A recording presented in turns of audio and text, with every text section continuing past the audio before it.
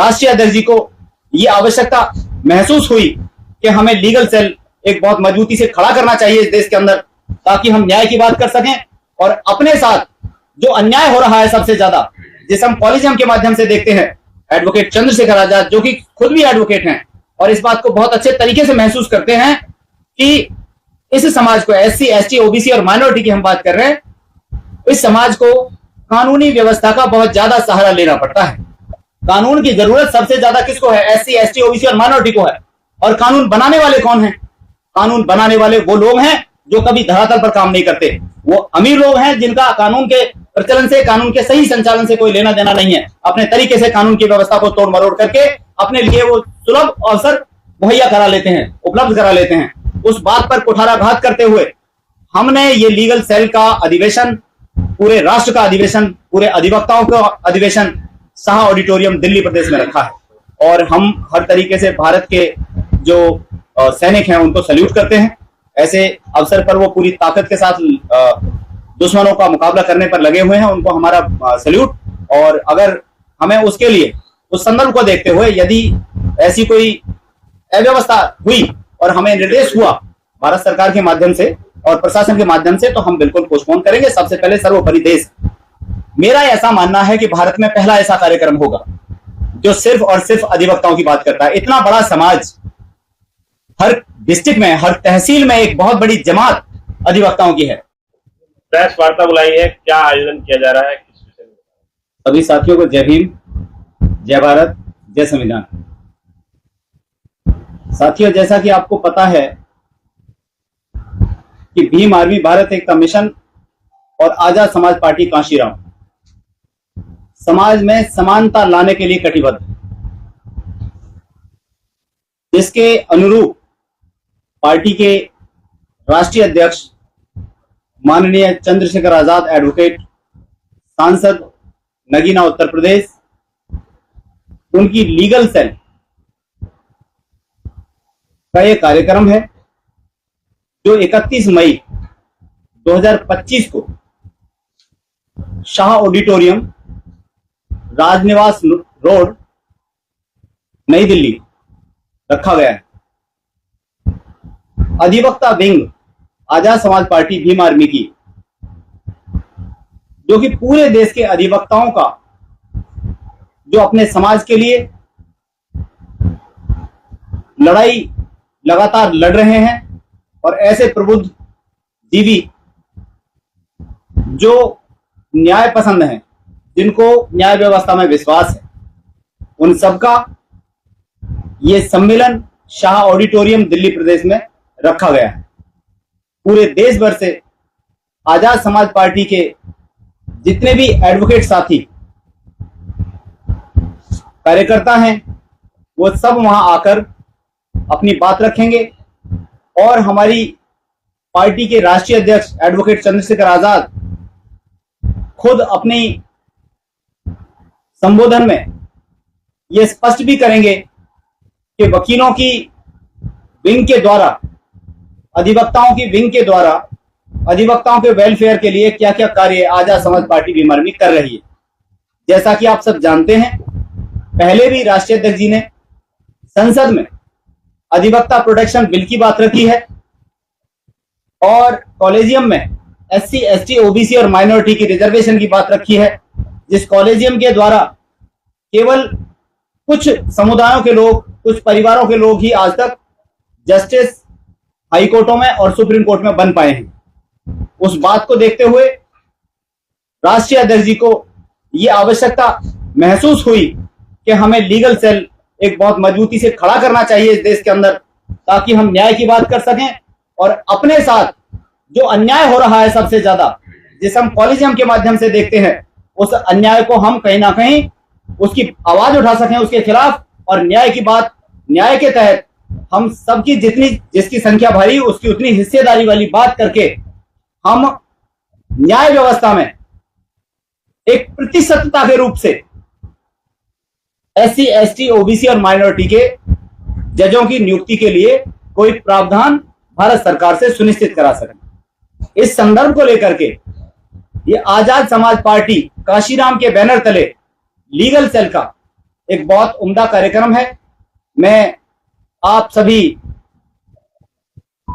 बंधुओं के माध्यम से यह आह्वान करता हूं कि देश के अधिवक्ता जो इस देश में भिन्न भिन्न क्षेत्रों में भिन्न भिन्न जगह वकालत करते हैं, वो सब के सब इस कार्यक्रम में पूरी तरह से आमंत्रित हैं।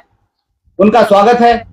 देखिए, इस देश में अधिवक्ताओं के हालात कुछ खास अच्छे नहीं है।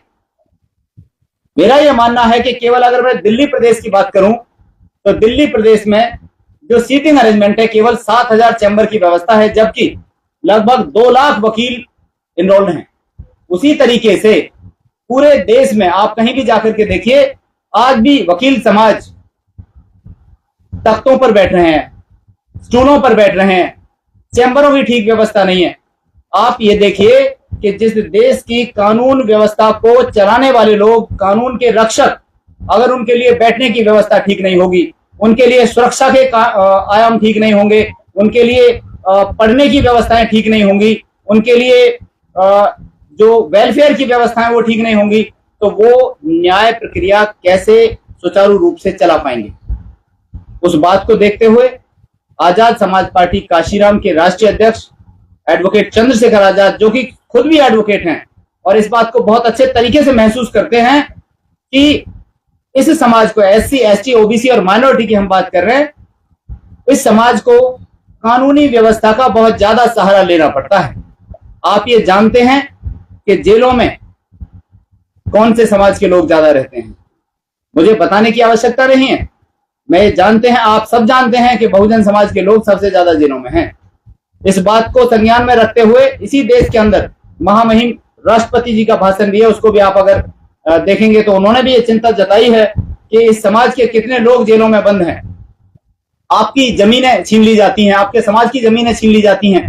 मैं ये सवाल करता हूं यहाँ के सिस्टम से, यहाँ की जुडिशरी से खासकर, और यहाँ के लेजिस्लेशन से खासकर, जो कानून बनाने की व्यवस्था करता है।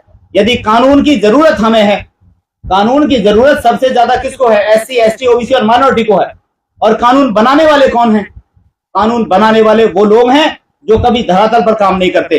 वो अमीर लोग हैं जिनका कानून के प्रचलन से, कानून के सही संचालन से कोई लेना देना नहीं है। अपने तरीके से कानून की व्यवस्था को तोड़ मरोड़ करके अपने लिए वो सुलभ अवसर मुहैया करा लेते हैं, उपलब्ध करा लेते हैं। उस बात पर कुठाराघात करते हुए हमने ये लीगल सेल का अधिवेशन, पूरे राष्ट्र का अधिवेशन, पूरे अधिवक्ताओं का अधिवेशन शाह ऑडिटोरियम दिल्ली प्रदेश में रखा है।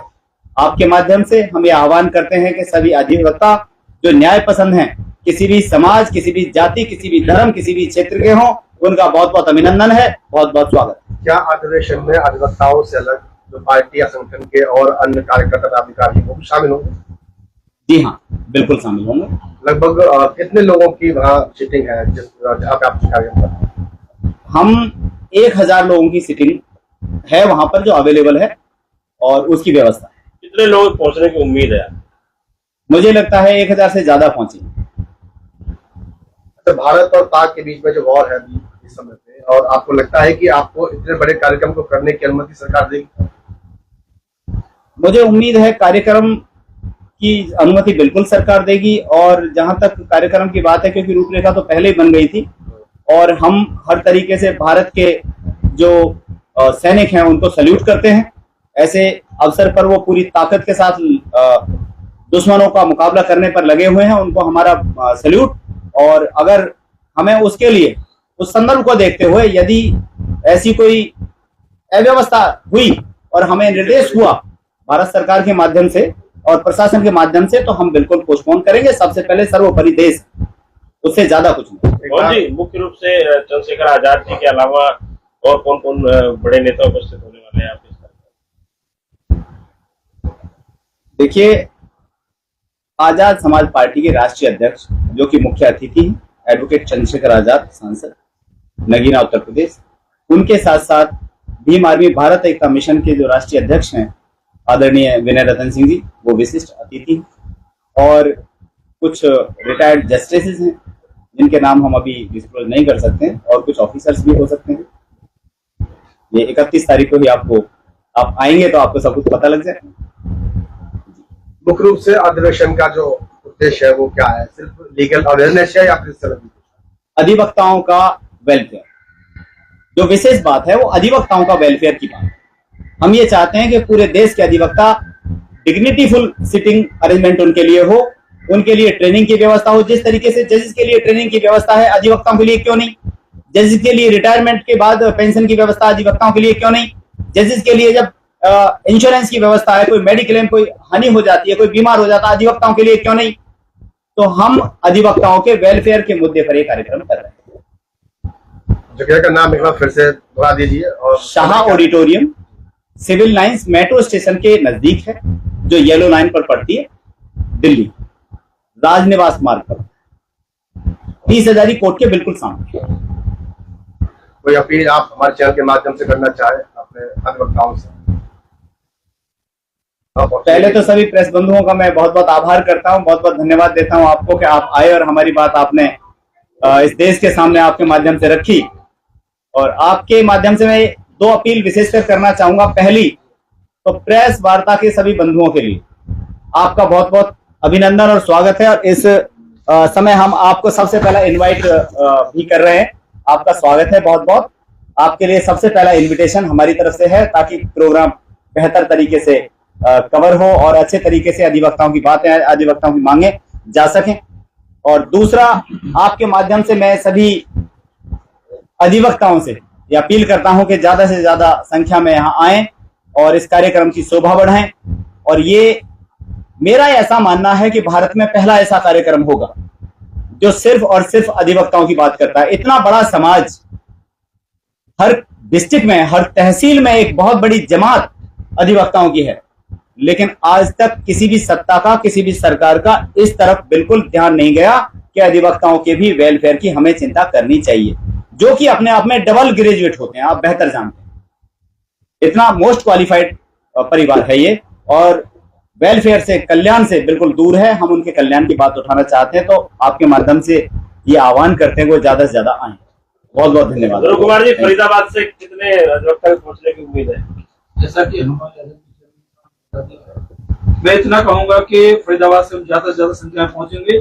और एक और निवेदन करूंगा आपके माध्यम से कि प्रत्येक प्रदेश के जहां भी हमारी आवाज पहुंच रही है, माननीय चेयरमैन साहब की आवाज पहुंची है, हमारे दिल्ली प्रदेश के प्रभारी जी, अध्यक्ष जी बैठे हैं, मैं आपके माध्यम से आह्वान करता हूं कि भारत के प्रत्येक राज्य के, प्रत्येक जिले, प्रत्येक तहसील के अधिवक्ता भाइयों से मैं निवेदन करता हूं कि ये जो अधिवेशन है दिल्ली में आपके हक और आपके अधिकार की लड़ाई लड़ने के लिए भाई चंद्रशेखर जी को मुख्य अतिथि बनाया गया है। आप अपनी बात रख सकते हैं, वहां सारे भारत के अधिवक्ता वहां पहुंचे और इस अधिवेशन में शामिल। ठीक है, शुक्रिया। ठीक है जी, धन्यवाद।